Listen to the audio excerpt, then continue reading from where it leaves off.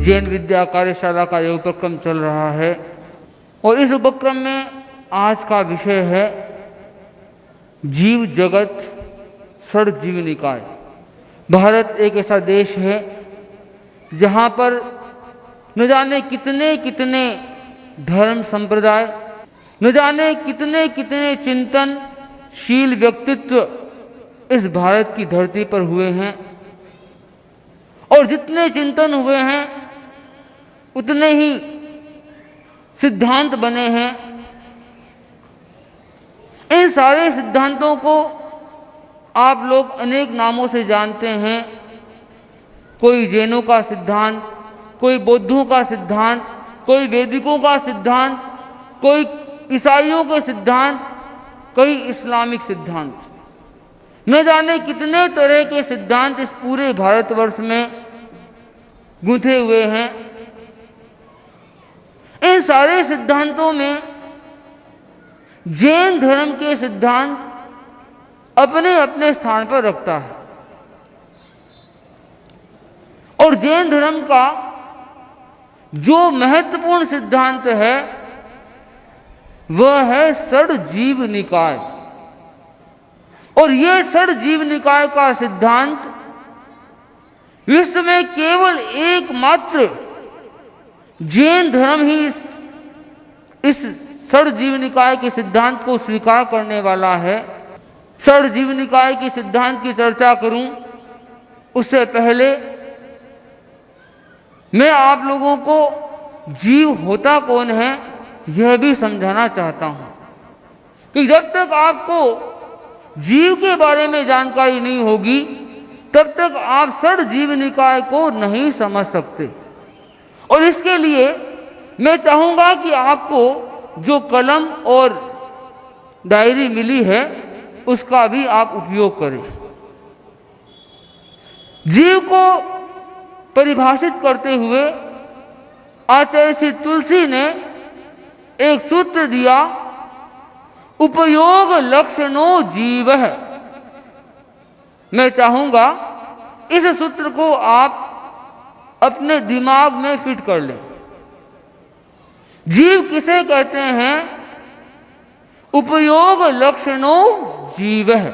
आप बोल सकते हैं, आप उच्चारण कर सकते हैं। जीव का यह महत्वपूर्ण सूत्र उपयोग लक्षणों जीव है। जीव का लक्षण है उपयोग।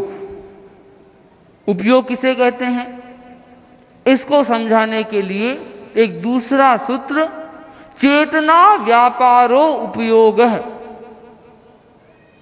चेतना व्यापारो उपयोग है, जिसमें चेतना का व्यापार है, स्पंदन है, वह जीव का लक्षण उपयोग है।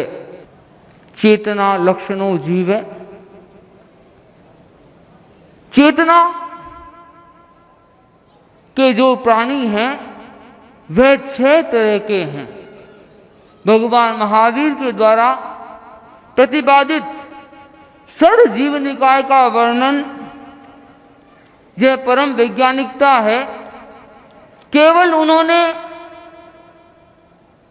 अपने केवल ज्ञान के द्वारा इसका अनुभव किया और अनुभव करने के पश्चात उन्होंने अपने प्रवचन में षड जीव निकाय का वर्णन प्रदान किया। षड जीव निकाय को जानना इसलिए भी जरूरी है कि जो व्यक्ति जीव और अजीव को नहीं जान सकता वह कभी भी संयम की साधना नहीं कर सकता। जिस व्यक्ति के मन में साधना करने की चेतना है और यह चाहता है कि मैं भी अपनी आत्मा को उस परम आत्मा तक पहुंचाने के लिए प्रयत्न करूं, उस व्यक्ति को षड जीव निकाय की जानकारी करनी बहुत जरूरी है। क्योंकि जो जीव को नहीं जानेगा वह जीव का संयम कैसे करेगा? जो अजीव को नहीं जानेगा वह जीव और अजीव के भेद को कैसे जानेगा? जीव को जानना उतना ही जरूरी है जितना आत्मा को जानना। जीव के 6 प्रकार हैं। आप लोगों ने, जो बड़े हैं उन्होंने बचपन में, जो युवा हैं उन्होंने कुछ दिन पहले 25 बोल को कंठस्थ किया होगा। और 25 बोल में तीसरा बोल है, तीसरा बोल काया 6। पृथ्वी काय, अप काय, तेजस काय, वायु काय, वनस्पति काय और त्रस काय। काय का मतलब है शरीर। पृथ्वी ही जिन जीवों का शरीर पृथ्वी है, उन जीवों को कहते हैं पृथ्वी काय। जिन जीवों का शरीर पानी है, उन जीवों को कहते हैं अपकाय। जिन जीवों का शरीर अग्नि है, उन जीवों को कहते हैं तेजसकाय।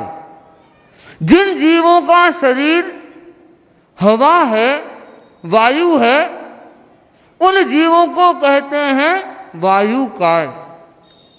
जिन जीवों का शरीर वनस्पति है, उन जीवों को कहा जाता है वनस्पति काय। और इन 5 के अलावा जितने भी जीव इस संसार में विद्यमान हैं, जितने भी जीव इस पूरे लोक में भरे हुए हैं, उन सारे के सारे जीवों को त्रस काय के अंतर्गत ले सकते हैं। पृथ्वी काय के बारे में कि कौन कौन से जीव पृथ्वी काय होते हैं। पृथ्वी काय में सारी तरह के पत्थर, धातु, नमक या क्रूड ऑयल तक भी इस पृथ्वी काय के अंतर्गत आते हैं। आपने देखा होगा जसोल के जो लोग निवासी हैं, यहाँ जसोल में कई सारे लोगों ने अपने घरों के आगे काली मिट्टी बिछा रखी थी और उसके कारण से कई घरों में साधु साध्वियों की गोचरी भी नहीं होती। कारण कि वह काली मिट्टी बजरी भी पृथ्वी काय है। उस पृथ्वी काय के, उन पृथ्वी काय के कारण कोई भी साधु साध्वी उसके ऊपर चल नहीं सकता। पृथ्वी काय अनेक तरह की है। तब भगवान से प्रश्न पूछा गया। गणधर गौतम ने प्रश्न पूछा, भगवान ये पृथ्वी काय के जो जीव की वर्णन आप फरमा रहे हैं, वह जीव है, किंतु क्या वे सारे जीव का शरीर हम अपनी आंखों से देख सकते हैं? तो भगवान ने फरमाया, हे गौतम, इन पृथ्वी काय जीवों का शरीर का अवगाहन इतना सूक्ष्म है, इतना सूक्ष्म है कि उन्हें तुम अपनी आंखों से नहीं देख सकते। सूक्ष्म की व्याख्या करते हुए भगवान महावीर ने फरमाया कि यदि कोई पत्थर की डली को, पृथ्वी काय के एक डली को वज्र में, खरल में, वज्र में बट्टे से कोई चक्रवर्ती अपनी मजबूत हाथों से 21 बार पीस दे, उसका चूरा चूरा कर दे, फिर भी हे गौतम, उन पृथ्वी कायों के जीवों में कुछ एक जीवों का स्पर्श भी नहीं होगा, कुछ एक जीवों का परिताप भी नहीं होगा। कि पृथ्वी काय के जीव इतने सूक्ष्म होते हैं कि उस वज्र में खरल में 21 बार पीस देने पर भी कुछ पृथ्वी काय के जीवों का स्पर्श भी नहीं होता, कुछ पृथ्वी काय के जीवों को परिताप भी नहीं होता, और कुछ पृथ्वी काय के जीव पूर्णतया अपनी आत्मा को व्युत्क्रांत भी कर देते हैं। प्रश्न पूछा गया कि क्या वे पृथ्वी काय के जीव श्वासोश्वास भी लेते हैं? भगवान ने फरमाया, हाँ गौतम, यदि उन्हें कोई व्याघात नहीं हो तो वे पृथ्वी काय के जीव 6 दिशाओं से श्वासोश्वास लेते हैं। यदि कोई व्याघात हो तो 3 दिशाओं से, 4 दिशाओं से अथवा 5 दिशाओं से तो श्वासोश्वास लेते ही हैं।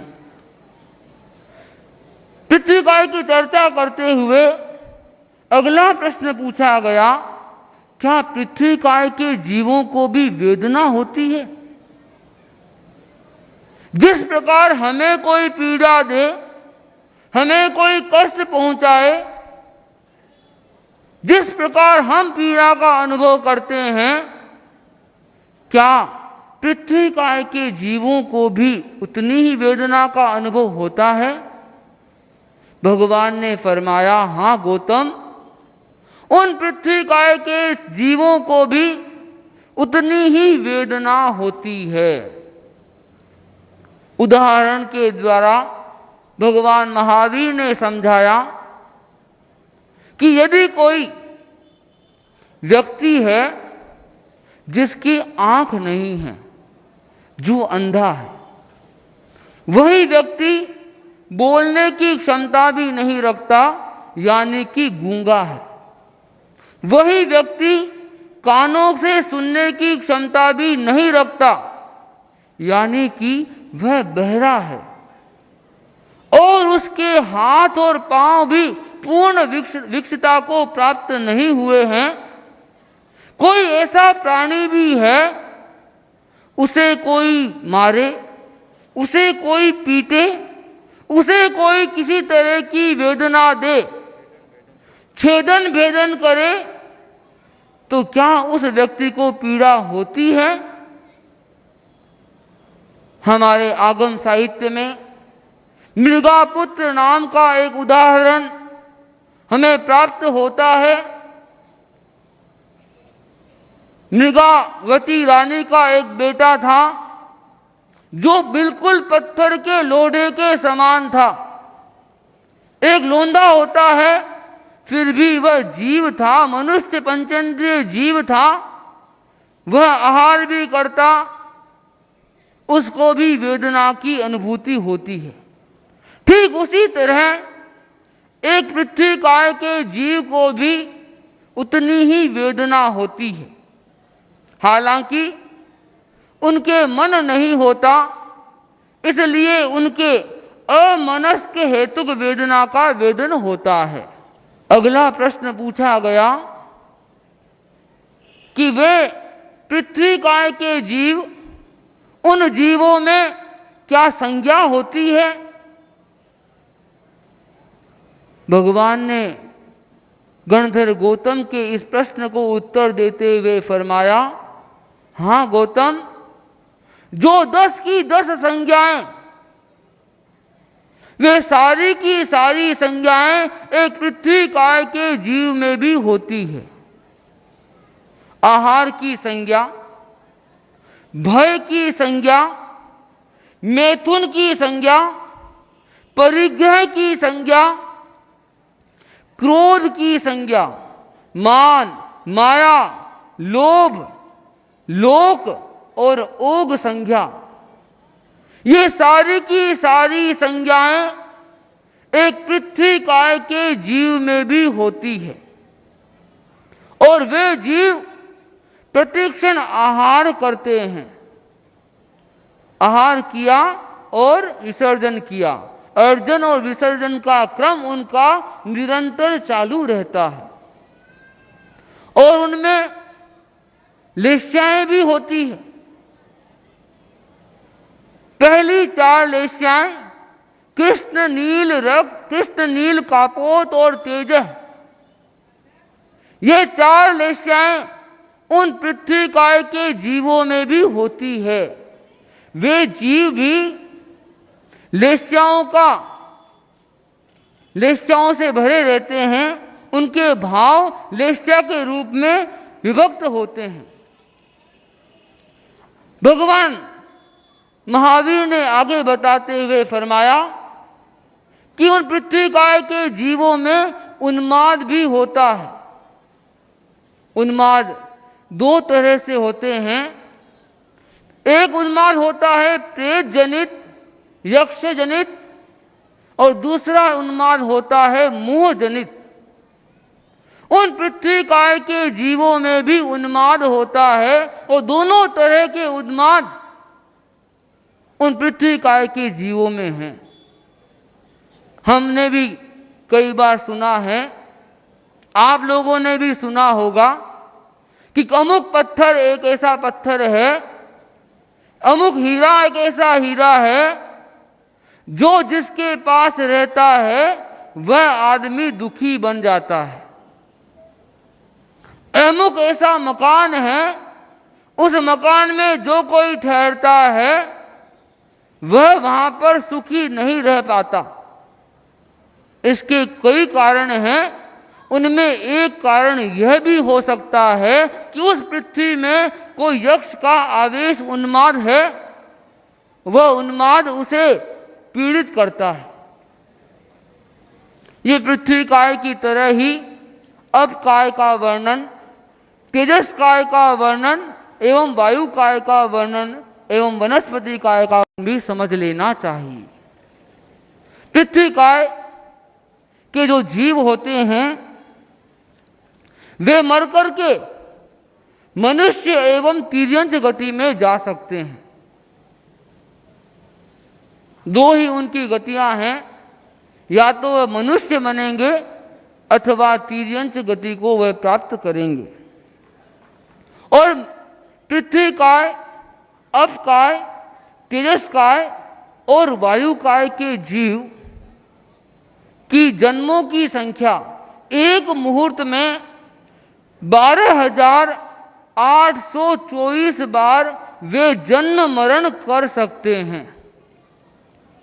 एक मुहूर्त के अंदर उनका आयुष्य इतना छोटा हो सकता है कि वे मरते जन्मते जन्मते मरते करते करते एक मुहूर्त में उत्कृष्टतः 12,824 बार जन्म मरण कर सकते हैं।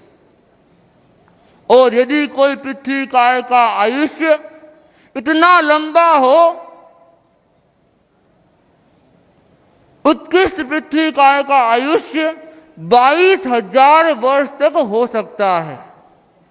एक पृथ्वी काय का जीव जन्मा हुआ 22,000 साल तक बिना उसे मरे उसमें रह सकता है। जगन्यतः अंतर मुहूर्त और उत्कृष्टतः 22,000 साल का उनका आयुष्य हो सकता है। पृथ्वी काय सूक्ष्म भी होते हैं और बादर भी होते हैं। सूक्ष्म इतने सूक्ष्म होते हैं कि वे हमारे काटने से, हमारे जलाने से, हमारे मारने से मरते नहीं हैं। और बादर पृथ्वी काय जो हमारे सामने जितनी भी तरह की खनिज पदार्थ हैं वे सारी की सारी पृथ्वी काय है। यह मार्बल जो हमारे सामने दिख रहा है यह भी खान से आता है, यह मार्बल भी पृथ्वी काय है, बादल पृथ्वी काय। आपने मन में प्रश्न सोच लिया होगा कि यदि मुनिश्री इस बजरी पर नहीं चल सकते, घरों पर बिछाई, घरों के आगे बिछाई बजरी पर नहीं चल सकते और इस मार्बल के ऊपर विराजमान है, ये कैसे? इसे समझना चाहिए। यह पृथ्वी काय अचित्त बना हुआ है। इसने अपने स्वशस्त्र, स्वकाय शस्त्र अथवा पर काय शस्त्र के कारण यह पृथ्वी काय अभी वर्तमान में अचित बना हुआ है। पृथ्वी काय का शस्त्र पृथ्वी काय भी हो सकता है और दूसरे अन्य शस्त्र भी उसे अचित बना सकते हैं। जैसे काली मिट्टी यदि पीली मिट्टी के साथ दो अलग अलग जगह की मिट्टी एकदम घुल मिल जाए तो वे दोनों ही मिट्टियां अचित बन सकती है। उसे कहते हैं स्वकाय शस्त्र। अपना शरीर ही, अपने जैसे शरीर का जीव ही उसका शस्त्र बन जाए, उसे कहते हैं स्वकाय शस्त्र। और अथवा पानी का पूरा वेग से उसके पानी का वेग लग गया तो वह हो गया पर काय शस्त्र। जैसे इस मार्बल की जब घसाई की गई थी, पानी का पूरा वेग लगा, ये ऊपर का सारा सरफेस अचित बन गया, इसलिए साधु इस पर बैठ सकते हैं। किसी कारण से ये मार्बल का एक टुकड़ा कोई कारण से क्रैक हो जाए, टुकड़ा अलग हो जाए और वह नया सरफेस जो बाहर दिखने लग जाएगा वह भी सचित्त बन जाएगा। उस टूटे हुए टुकड़े को साधु टच नहीं कर सकते जब तक वह अचित्त नहीं बन जाए। ये पृथ्वी काय। अब हम चले अब काय को समझने के लिए। अब काय मतलब पानी के जीव। जितने भी तरह की ओस है, कुहासा है, वर्षा है अथवा कूप, तालाब आदि का पानी है, वे सारे के सारे पानी अब काय के जीव हैं। पानी में जीव होना अलग बात है और पानी स्वयं जीवों का पिंड है, ये एकदम अलग बात है। पानी के जीव दूसरे उत्पन्न हो सकते हैं, मछली हो जाए, लटे हो जाए, किंतु पानी स्वयं जीव है, यह व्याख्या केवल भगवान महावीर ने दी है। पानी के एक सुई के ऊपर अणी पर टिके इतने से पानी की बूंद में असंख्य जीवों का जन्म और मरण निरंतर प्रतिमान है। वे जन्म ले रहे हैं और मर भी रहे हैं। पानी भी सचित्त है। पानी का जघन्यतम आयुष्य अंतर मुहूर्त और अब काय का उत्कृष्ट आयुष्य 7000 वर्ष तक हो सकता है। एक अबकाय का जीव अबकाय में आकर के 7000 साल तक बिना मरे रह सकता है। उत्कृष्टता है। और चूंकि एक मुहूर्त में मैंने पहले ही बता दिया, पृथ्वी काय, अबकाय, तेजस काय और वायु काय के एक अंतर मुहूर्त में उनका जन्म मरण उत्कृष्टतः 12,824 बार हो सकता है। पानी के जीव भी, उनका भी गर्भ काल है। 6 महीने तक वह गर्भ काल में रह सकता है। गर्भ काल मतलब जैसे आदमी रहता है वैसे नहीं, किंतु उनका गर्भ काल माना गया है 6 महीने तक। और यदि कई बार ओलों की जो बरसात होती है, समझना चाहिए कि वह पानी के जीव अपरिपक्व अवस्था में ही नीचे उतर गए, यानी पानी का भी गर्भपात हो गया ओले के रूप में। अब काय के जीव मरकर के तिर्यंच और मनुष्य गति में उत्पन्न हो सकते हैं। एक देवता भी मरकर के अब काय में जन्म ले सकता है, किंतु नरक का उत्पन्न जीव अब काय में जन्म नहीं ले सकता। अब काय के पश्चात तेजस काय। भगवान महावीर की कितनी सूक्ष्म दृष्टि थी। उन्होंने अपने केवल ज्ञान के द्वारा यह सत्य निरूपित किया कि आग भी स्वयं जीव है। आग में जीव मरते हैं, वे तो आते ही हैं, किंतु आग भी स्वयं जीवों का पिंड है। उस आग की एक लपट में भी असंख्याता जीव जन्म रहे हैं और मर रहे हैं। जितनी भी तरह की चिंगारियां हों, अंगारे हों, अर्ची हों, ज्वालाएं हों, वे सारे के सारे अग्निकाय तेजस्काय के जीव हैं। उनमें भी चेतना है। इन जीवों की जगन्य आयु स्थिति, अंतर मुहूर्त और उत्कृष्ट आयु स्थिति 3 दिन रात की है। तेजस्काय के जो जीव हैं वे केवल तिर्यंच गति में ही जा सकते हैं। वे न मनुष्य बन सकते हैं, न देव बन सकते हैं और न नरक में जा सकते हैं। उनकी आयु वे केवल तिर्यंच काय में ही जन्म ले सकते हैं। चौथा है वायुकाय। वायुकाय में जितने भी हवा के जीव हैं वे सारे के सारे वायुकाय के जीव हैं। जो आप श्वास लेते हैं वह वायुकाय नहीं है, ये आपके ध्यान में रहना चाहिए। जो आप श्वास के पुद्गल ग्रहण करते हैं वह वायुकाय नहीं है। वायुकाय के जीव इतने सूक्ष्म हैं कि वे आपके श्वास के द्वारा अंदर नहीं जाते, किंतु आपने यदि श्वास बहुत तीव्र गति से लिया या तीव्र गति से छोड़ा तो उन वायुकाय के जीवों की हिंसा हो सकती है।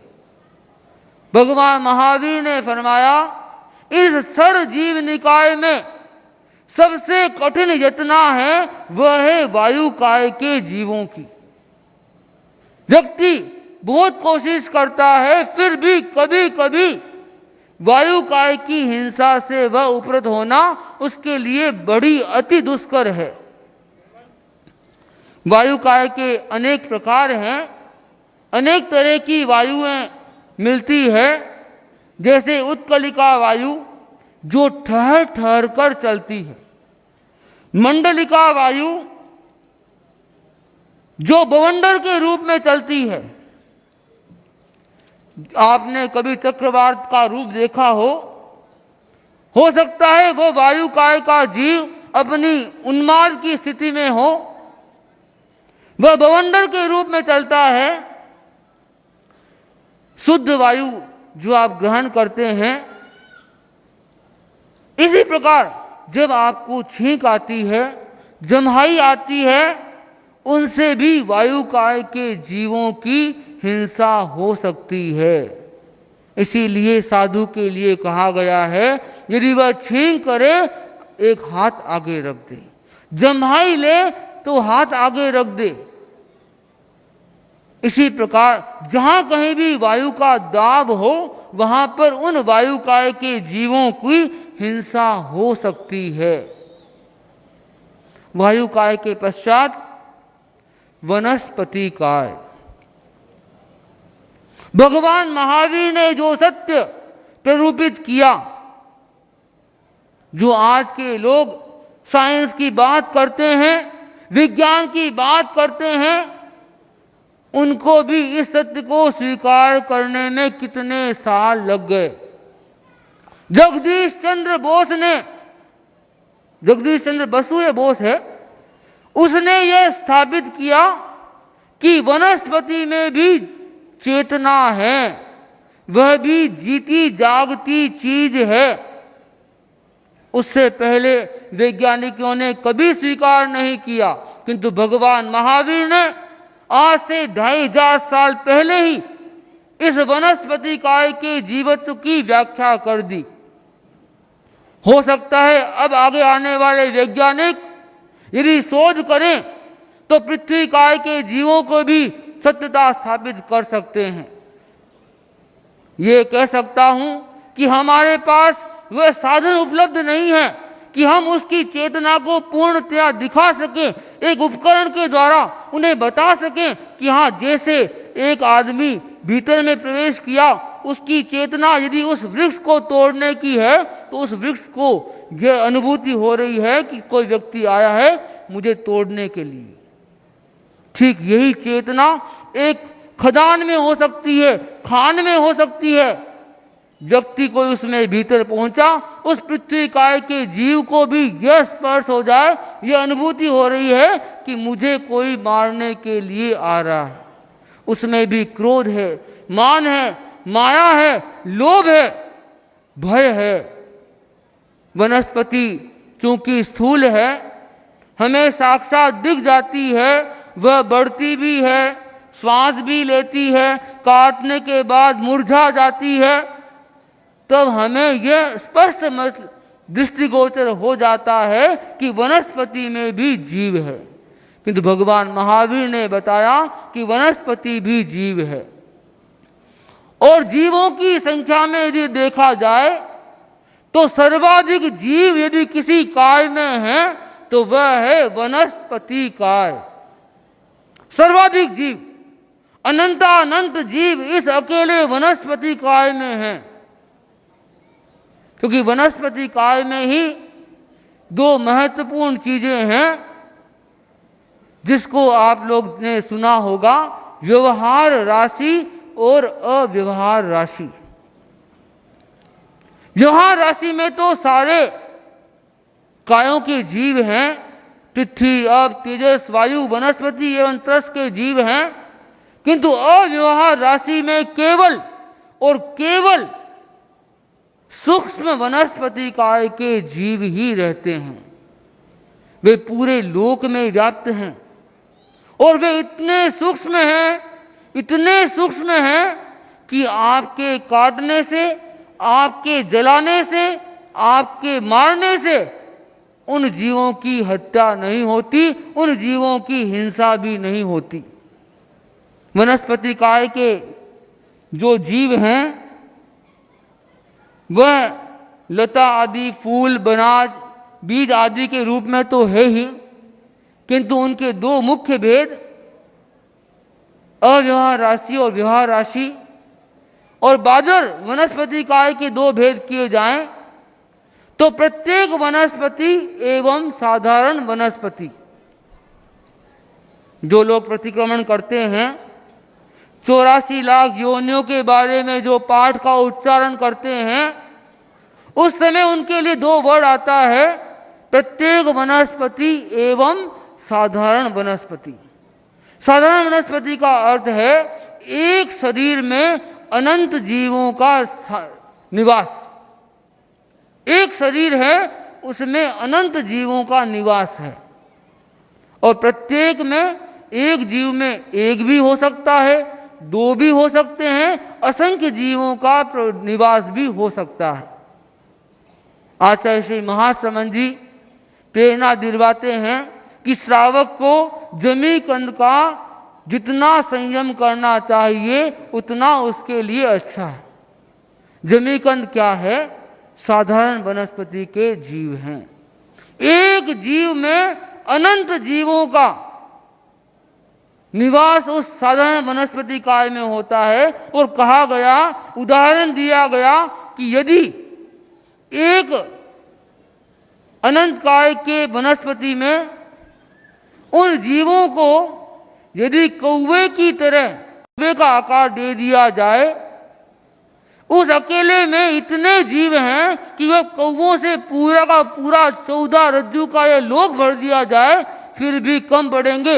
इतने जीव उस सूक्ष्म अनंत काय के जीव में रहते हैं। अनंत लोक भर जाए, ऐसे कितने सारे जीव साधारण वनस्पति काय में रहते हैं। एक वनस्पति काय के जो जीव हैं वे एक अंतर मुहूर्त में 32,000 बार जन्म लेकर मर सकते हैं। एक अंतर मुहूर्त में वनस्पति काय के जीव 32,000 बार जन्म मरण कर सकते हैं। और जो साधारण वनस्पति के जीव हैं वे इतने सूक्ष्म हैं, उनकी आयुष्य इतनी सूक्ष्म है कि यदि आप एक श्वास लेते हैं उस समय उन जीवों का 17 बार 17 टाइम्स जन्म मरण हो सकता है। यानी कि एक अंतर मुहूर्त में लगभग 65,536 भव वे एक अंतर मुहूर्त में कर सकते हैं। इतना सूक्ष्म विवेचन कोई केवल ज्ञानी प्रभु ही कर सकता है। हमारे जैसे कि यह स्थिति नहीं है कि हम इतने सूक्ष्म विवेचन कर सकें। वनस्पति काय का उत्कृष्ट आयुष्य 10,000 वर्ष तक है। 10,000 वर्ष तक एक वनस्पति काय का जीव निरंतर रह सकता है। पृथ्वी काय से लेकर वनस्पति काय के जो जीव हैं वे सारे के सारे स्थावर जीव हैं। यदि हमें जीव जगत को समझना है और यदि दो शब्दों में यदि समझने की कोशिश करें तो दो शब्द हमारे सामने उपलब्ध है, त्रस और स्थावर। स्थावर मतलब वे जीव जो सुख की प्रवृत्ति के लिए और दुख की निवृत्ति के लिए हलन चलन नहीं कर सकते। आपने क्या कभी देखा किसी वृक्ष को धूप लग रही है, क्या वह चल करके छांव में आ सकता है? पानी बहता जरूर है किंतु वह सुख की प्राप्ति और दुख की निवृत्ति के लिए वहन नहीं करता। हवा चलती जरूर है किंतु वह उसका घूमने का तात्पर्य इसलिए नहीं है कि मुझे सुख मिल जाए या मैं दुख से निवृत्त हो जाऊं। तो त्रस्त प्राणी उसे कहते हैं जो सुख की प्राप्ति के लिए एवं दुख की निवृत्ति के लिए हलन चलन करते हैं। वे सारे के सारे जीव त्रस्त प्राणी हैं। त्रस्त प्राणी के हम भेद करें, अनेकानेक भेद कर सकते हैं। मैं संक्षेप में कुछ भेद करूं, जैसे द्विंद्रिय आदि। जितने भी एकेंद्रिय के अलावा, इन 5 एकेंद्रियों के अलावा जितने भी जीव हैं वे सारे के सारे त्रस काय के अंतर्गत आते हैं। द्विंद्रिय से लेकर पंचेंद्रिय तक के जीव सारे के सारे त्रस काय के अंतर्गत। द्विंद्रिय के जीव हैं कृमि, सीप, शंख आदि। ये सारे के सारे द्विंद्रिय जीव हैं और द्विंद्रिय जीव की एक मुहूर्त में जन्म मरण की संख्या है वह 80 है। 80 बार एक द्विंद्रिय जीव जन्म मरण कर सकता है। और यदि उसका उत्कृष्ट आयु द्विंद्रिय अवस्था में हो तो वह 12 वर्ष तक हो सकती है। मतलब एक बार यदि वह उसका आयुष्य 12 वर्ष का बंधा हुआ है तो वह 12 वर्ष तक जी सकता है। और यदि उसकी आयुष्य इतनी सूक्ष्म है, एक अंतर मुहूर्त में 80 बार जन्म और मरण कर ले। तीन्द्रिय जीव, चींटी मकोड़े आदि जो जीव होते हैं, खटमल आदि, जू आदि जो जीव होते हैं, जो 3 इंद्रियों वाले हैं, उन जीवों का उत्कृष्ट आयुष्य केवल 49 दिन है, केवल 7 सप्ताह। वे जीव 7 सप्ताह के भीतर भीतर अपना आयुष्य का क्षय कर देते हैं। और यदि उनका आयुष्य इतना सूक्ष्म हो तो एक अंतर मुहूर्त में वे 60 बार जन्म और मरण कर सकते हैं। 60 टाइम्स एक त्रिंद्रिय का जीव अंतर मुहूर्त में जन्म और मरण कर सकता है। चतुरिंद्रिय के जीव, मक्खी, मच्छर, भ्रमर, पतंगे आदि, जिनके पास 4 इंद्रियां हैं, एक श्रोतेंद्रिय नहीं है, वे चार इंद्रियों वाले जीव, उनकी उत्कृष्ट आयु 6 महीने की है एवं यदि उनका जन्म मरण एक अंतर मुहूर्त में देखा जाए तो उत्कृष्टतः 40 बार वे जन्म मरण भी कर सकते हैं। अंतर मुहूर्त को आपने कल समझा ही होगा। 2 समय से लेकर 48 मिनट में एक समय कम, इतने कालमान को एक अंतर मुहूर्त कहा जाता है। पंचेंद्रिय जीव असन्नी भी होते हैं और सन्नी भी होते हैं। असन्नी है, उनके मन नहीं होता, और जो संगी है उनके मन होता है। असन्नी पंचेंद्रिय जीव की उत्कृष्ट एक अंतर मुहूर्त में जन्म मरण की संख्या हो तो वह 24 बार जन्म लेकर मृत्यु को प्राप्त हो सकते हैं, किंतु संगी जीव एक अंतर मुहूर्त में केवल एक जन्म ही ग्रहण कर सकता है।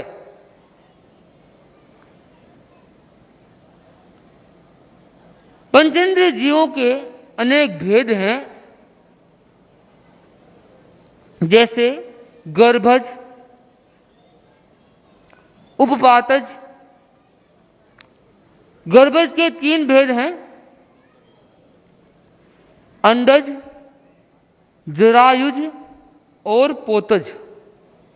अंडज का अर्थ है वे त्रस्त प्राणी के जीव जो अंडों से पैदा होते हैं, जैसे सर्प, पक्षी आदि पंचेंद्रिय जीव हैं, त्रस्त जीव हैं, वे सारे के सारे अंडज के अंतर्गत आते हैं।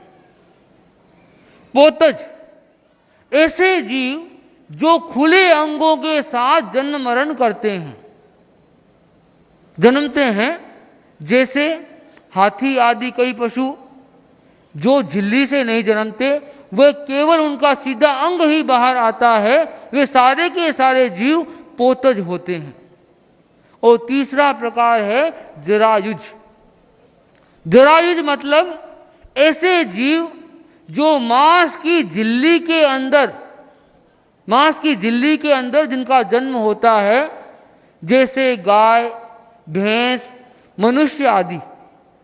एक झिल्ली होती है, उस झिल्ली को फाड़ करके बाहर निकाला जाता है, वे सारे के सारे जीव जरायुज की कोटि में आते हैं।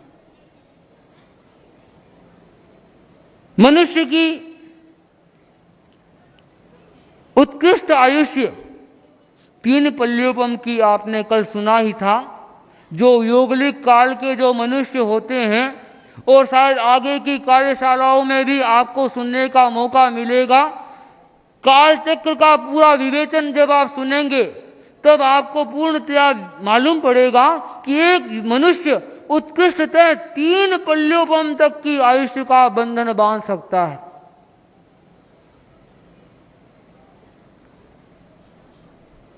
उपपातज में 2 तरह के जीव हैं, एक देवता और दूसरे नारक। देवता और नारकी जो जीव हैं, उन जीवों का जन्म उपपातज होता है। वे उपपात में जन्म लेते हैं, जैसे नरक में जो लेने वाले कुंभी में लेते हैं, और देवता पुष्पों की सैया पर जन्म लेते हैं। उन देवों का जघन्यतम आयुष्य 10,000 साल का है, और उत्कृष्ट आयुष्य उनका यदि हो देवता और नारकी जीवों का तो 33 सागर का हो सकता है। पृथ्वी काय से लेकर त्रस्त काय के जीवों में एक बात और बता दूं, द्विंद्रिय से लेकर चतुरिंद्रिय तक के जो जीव हैं, वे सारे के सारे सम्मूढ़छिम होते हैं।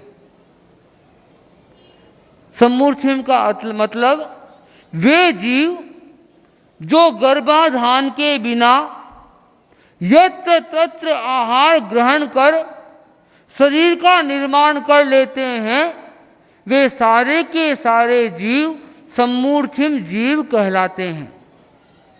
आप लोगों ने देखा होगा, बरसात का मौसम आता है और छोटे छोटे जीव जन्म जाते हैं, इस लाइट के प्रकाश में आकर के मर जाते हैं। वे जीव कहाँ से उत्पन्न हुए?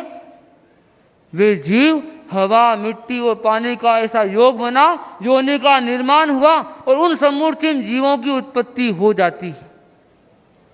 मक्खी, मच्छर, अभी आप लोगों रात को सोते हैं, मच्छरों का विशेष उपद्रव नहीं होता, किंतु जैसे ही मौसम में हल्की सी ठंडक आती है कि न जाने कितने तरह के मच्छर जन्म ले लेते हैं।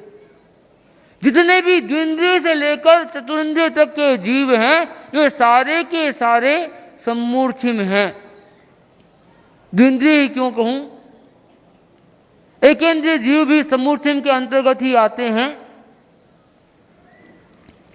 कई बार मन में प्रश्न उठता है कि इन जीवों को जीव कैसे माने, इस पृथ्वी को जीव कैसे माने। आज के वैज्ञानिक भी यह मानने लगे हैं कि कोई खदान, कोई पहाड़ पड़ा पड़ा बढ़ जाता है। यदि उसकी उत्पत्ति होने लग जाए तो कई बार लंबा पहाड़ भी खड़ा हो जाए। अब काय के जीव की जीवोत्पत्ति कैसे समझी जा सकती है? उदाहरण दें तो आदमी जब गर्भ की प्रारंभिक अवस्था में होता है तब तरल अवस्था में होता है। एक हाथी भी जब इतना बड़ा जीव है, जब उसके गर्भ का प्रारंभिक समय होता है उस समय वह तरल अवस्था में होता है। यदि किसी ने अंडा देखा हो, मुर्गी का अंडा देखा हो, वह उस मुर्गी का अंडा भी जब प्रारंभिक अवस्था में होता है तब तरल होता है, वह तरल भी जीव है। ठीक उसी तरह पानी को भी जीव मान लेना चाहिए। पानी तरल होता है। अग्नि स्वयं जीव है, क्योंकि बिना ऑक्सीजन के अग्नि जग नहीं सकती। हवा स्वयं जीव है। वनस्पति को जीव तो आज वैज्ञानिक भी मान रहे हैं। तो यह षड जीव निकाय का वर्णन ये इतना विस्तार से है कि इसकी व्याख्या करते दो महान आगम ग्रंथ भी हमारे सामने उपलब्ध हैं, जिनमें जीवा जीवाभिगम नाम का आगम एवं पन्नवना सूत्र नाम का दूसरा आगम इन जीवों के विस्तार के बारे में समझाने में इतने विशालकाय हैं। मैंने तो केवल संक्षेप में उनका वर्णन करने का प्रयास किया है कि षड जीव निकाय जैसे हम जीते हैं, जैसे हम अपना जीवन जीते हैं, जैसे हमें अपने सुख और दुख की अनुभूति होती है, ठीक उसी तरह इन सारे जीवों का सुख और दुख का वेदन होता है। और आज की वर्तमान की पर्यावरण की समस्या को यदि हम निराकरण करना चाहें तब भी हमें इस षड जीव निकाय के वर्णन को समझना बहुत जरूरी है। क्योंकि जब तक हम षड जीव निकाय के वर्णन को नहीं समझेंगे तब तक हम उस जीव को आत्मतुला की कसौटी पर नहीं कसेंगे, तब तक हम उसका संयम कैसे करेंगे। यदि आपको यह मालूम है कि इस पानी के एक बूंद में भी असंख्य जीव हैं, आपका मन, आपका कलेजा कांपेगा कि मैं कहीं असंयम न कर दूं। आपके मन में जब तक यह जानकारी नहीं होगी कि इस वनस्पति में भी जीव है, तब तक आप कैसे एक धूप के ऊपर चलने से अपने मन को कंट्रोल कर पाएंगे। आपको जीवों की जानकारी होगी तब आपको महसूस होगा कि एक गृहस्थ अवस्था में मैं कितना पाप का बंधन बांध रहा हूं। पृथ्वी काय, अप काय, तेजस काय, वायु काय, वनस्पति काय एवं त्रस काय की कितनी हिंसा मैं कर रहा हूं। और यदि किसी के मन में यह चेतना जागृत हो जाए कि मुझे इस षड जीव निकाय की हिंसा से उपरत होना है, उस व्यक्ति के लिए यह स्थान हमेशा खुला है। संयमी बनकर के अपनी आत्मा को इस षड जीव निकाय की हिंसा से पूर्णतया उपरत कर सकते हो।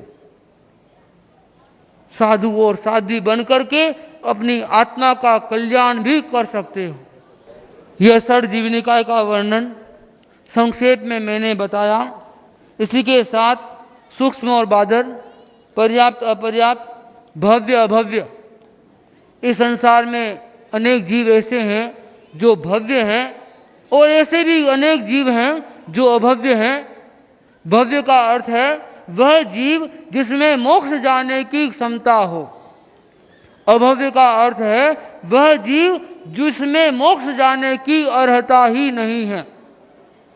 ये कोई जरूरी नहीं है कि हर भव्य मोक्ष जाएगा, कोई जरूरी नहीं है।